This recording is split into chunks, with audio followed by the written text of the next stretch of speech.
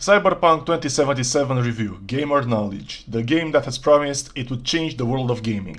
Has it done it? Is it a flop? What should we expect in the future of this game? Well, all of these questions will be answered in today's video. Today we are gonna see the new game Cyberpunk 2077 from a good cop, bad cop perspective, but with some twinkles and, of course, my personality.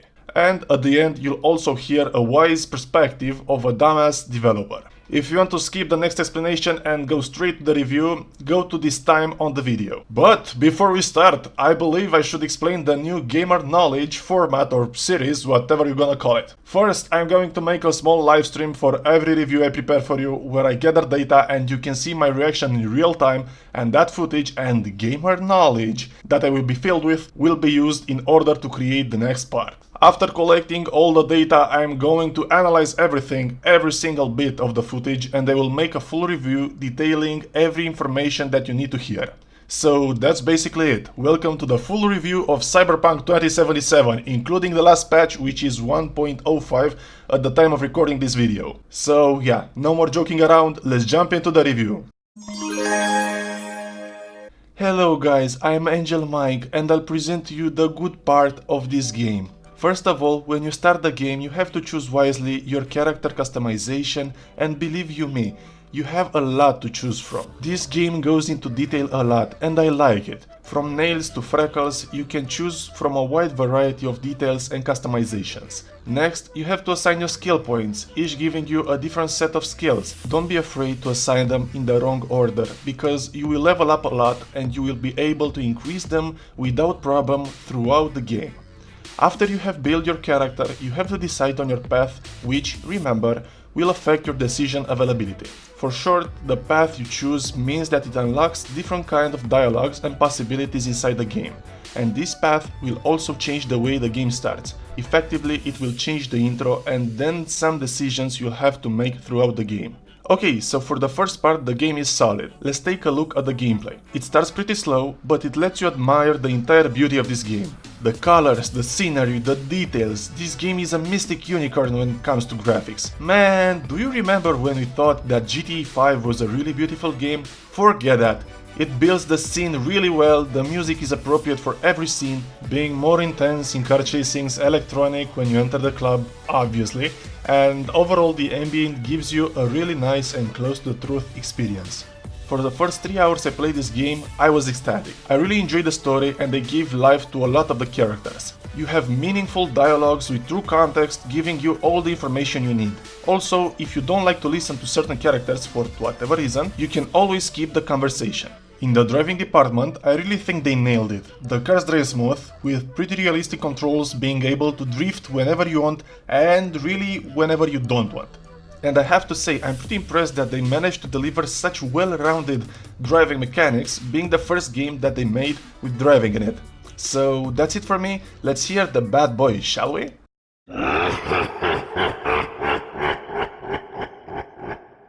Okay, I don't know what the hell that guy told you or what's opinion about this game, but I promise you that you should not listen to him, he's a freaking moron. Okay, so it's time to calm down a bit and let's do this review. This game is a fucking mess, man, from the start to the end. I'll go step by step to show you how this game does not deserve your attention by any means. First of all, let's talk about the elephant in the room, shall we? What are those bugs and glitches? After the 5th patch, they could not get rid of a lot of performance issues and a lot of visual bugs. This is crazy. This game is a pot of crap when it comes to the old-gen consoles and to the older PC components. You have to run a freaking Nvidia 3080 to play this game at a decent resolution with a decent frame rate, and guess what? You cannot buy this card because it's sold out everywhere. This is bollocks! This was supposed to come on the first quarter of this year when new gen consoles and the newest graphics cards weren't available. Funny enough for us, the game got delayed and now it can be reviewed by professional reviewers with their new sample of graphics cards. This is a complete mess for the average consumer. Whew, okay, so that's that. Let's jump into more important things. The story is really boring and really slow. I played 3 hours on stream for me to do the intro and one freaking mission, only one. A lot of talking, a lot of boring stuff. I thought this game will be content galore, but it's nothing more fun than a rock or a drying wall. Even PewDiePie said that this game is pretty slow and maybe he will never play this on stream. Who knows? Yes, you can do a lot of stuff in this game, if you have 100 hours to spare and a master game unit to play on. During my livestream I had a real bad problem, you can check it out. Leaving to the side that the animation of entering and getting out of the car makes me dizzy as hell, I could not change my camera view. This is a real problem. The first person view is horrible. It takes a lot of field of view and you cannot drive and enjoy the full experience. I tried to change the bind key but that didn't work. After almost 2 hours into the stream, the problem solved itself and I was able to change my camera and get more dizzier when I leave the car because the animation got more brutal. What's that? This game has a lot of flaws, a lot of bugs, a lot of performance issues, and this game does not deserve the hype you served it with. Okay guys, Tall Mike here, hope you enjoyed the two sides of my inner spirit, but now you should meet the third and final one. And this is the most important one in my opinion. Quick disclaimer, I am not a game developer, but I studied game developing and I know a little bit of this stuff. So I think it's safe to say that my opinion should be valid in some sort. According to Wikipedia, the Cyberpunk 2077 team has had 500 people working on this game when it has launched. Not all of them are developers and I'm sure that the team was not that big when the game started developing. Don't get me wrong, but I will assume that the number of active developers that work for this game will be around 50 to 100 at minimum, and this approximate number of people worked for 7 years on this project. This is a lot. 7 years ago GTA 5 was launched. Just imagine how much time got into this game to make this hyped, let's say, and it has these amounts of bugs. The game looks fantastic and they did a really great job in the graphics department. The story is complex, the dialogue goes really in depth, and it's a real 2020 game release. I wanted to get that out of the way because what I'm about to say next will change your perspective about this game a little bit, at least I hope so.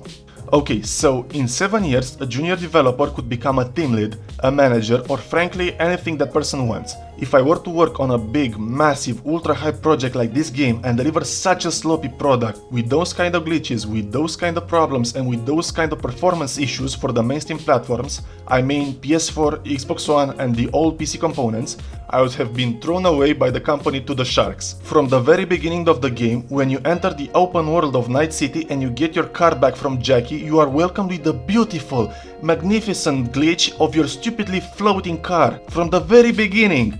I don't want to be mean to nobody, but this game sucks when it comes to glitches. It's a real disappointment from the testing team that they let so many bugs through.